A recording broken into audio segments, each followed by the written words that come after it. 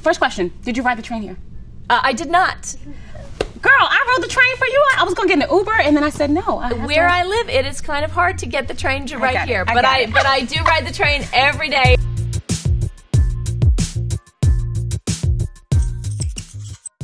I had to take a minute to calm my fangirl, truly. I have an icon, a thespian of the arts, the silver screen and the big screen, Governor-elect Cynthia Nixon. Not governor-elect. Oh, sorry. Next, but I appreciate. Oh, no, we claim it. Okay, great. Okay, great. Okay, yes. Great. I've seen amazing photos of your supporters like, she's serious about she's on the train. This is not a joke, you know? So I do appreciate, as a native New Yorker, I appreciate when our celebrities, and especially our politicians, utilize the social services in the city that we also I mean, I think that that's one of the things, right? Yeah. I think that if you're a public school parent, if you're a public school graduate, if you're a subway rider, you have maybe a different perspective than if you're somebody who's mostly hobnobbing with millionaire and billionaire donors. Did you catch that shade?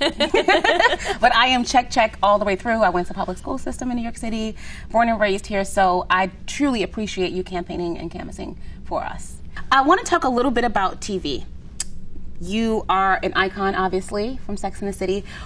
During that time, though, social media wasn't as prevalent as it is now. No, not at all. Yeah. I mean, I would have been running the fan account, not going to lie. But everything that's happening right now with Roseanne, the show being canceled, I guess her internal politics coming to light. What do you think about the cancellation? Do you think ABC was too harsh? I don't think so. I can't imagine what she was thinking when she said Ambien, so. Well, if that's the effect that Ambien has on you to be a racist, to make racist statements like that, you should stay off the Twitter. You know. So I actually think it's really important that that we not allow this. We not allow people to get away with this kind of. We have enough hate speak from our president, and we're having a hard enough time trying to roll that back with him. But where we have. Where we have an ability to have an impact, I think we can, and I really think what we've seen in the last year and the last few years, but particularly in the last 12 months, is how much progress we've made on Me Too and sexual harassment. Because that's the thing about this kind of attitude, whether you're talking about a racist attitude or a misogynistic attitude, when we just let it pass.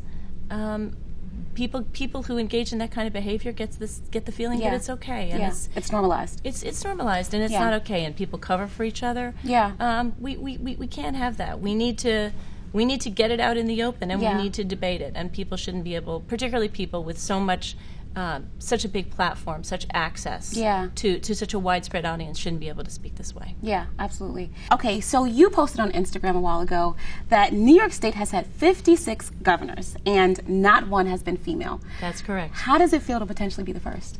It feels amazing. It feels amazing to be the first female governor, potentially, and the first queer governor, potentially. But for me, the most important thing is to be the most progressive governor that New York has had in a long time. Because we're at what I think is a terrible moment for our history because of Donald Trump. There are moments in our history when the best of us come to the forward, and then the worst of us come forward, and I think the worst of us came forward with the election of Donald Trump, but it mobilized people all across this country. Absolutely. And we have, in this terrible moment, we have a tremendous opportunity to grab the reins and say that's not what America's supposed to be about. Absolutely. And particularly in New York, which is such a progressive place, 2-to-1 Democratic, we need to be leading. We need to be, the capital of the resistance. We can't let California have all the glory. I know, right? What is that about? Right. We need to be fighting for single-payer health care and 100% renewable energy. And we need to, we have some of the worst voting laws in the entire country, and that doesn't represent what New York believes in. At all. And it doesn't represent the grassroots efforts that I think are made here a lot. Yeah. Exactly.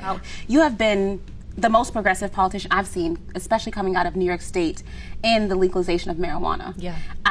It touches me very deeply also that you are championing for minorities who were unfairly scrutinized under that regulation. Terrorized, I think, terrorized, really. absolutely. Can you talk to me a little bit more about your push for that? Sure. So particularly, again, in New York, such a progressive place, we're overdue for legalizing marijuana. 8 other states have it. Yeah. The District of Columbia has it. But first and foremost, we have to legalize recreational marijuana here because it's a racial justice issue. Yeah. If you're black or Latino, you're 10 times more likely in New York City to be arrested for using marijuana. And it's not just the arrest, it's the possible incarceration, and it's the record that will follow you through your life when you're trying to get housing, when you're trying to get a job. And the sentencing is very harsh also. The sentencing is very harsh, and it's using marijuana, smoking it, eating it, whatever, is something that white people have done legal. You know, it's in effect. She's letting the secret out, folks. It's in effect legal for white people to use marijuana, and it's just time we make it legal for everybody else. Yeah. You know, level the playing field. Should be the same justice, same laws as applied to everybody.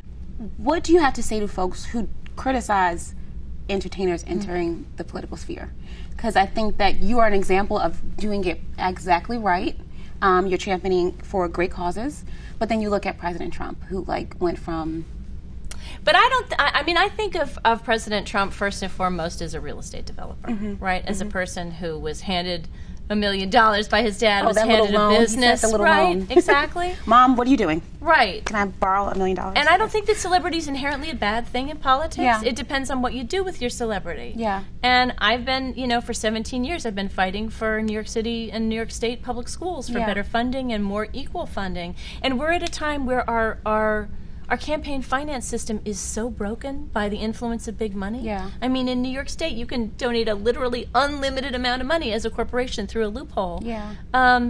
And I think, so if you're going to run for office, you kind of have to be super rich, right? Or you have to be willing to tie yourself to an industry that will back you and then get their agenda seen to. So a way in which, I have a certain platform because people know me, and because of the way I've hopefully had my career and lived my life, people have a certain amount of respect for it. And I think it's important also for people who are fighting for things like public schools and LGBTQ equality, and fighting for working people. I think we need more of those people in politics, whether they come from a television background or wherever they come from, because it's just our political system is being bought. Yeah.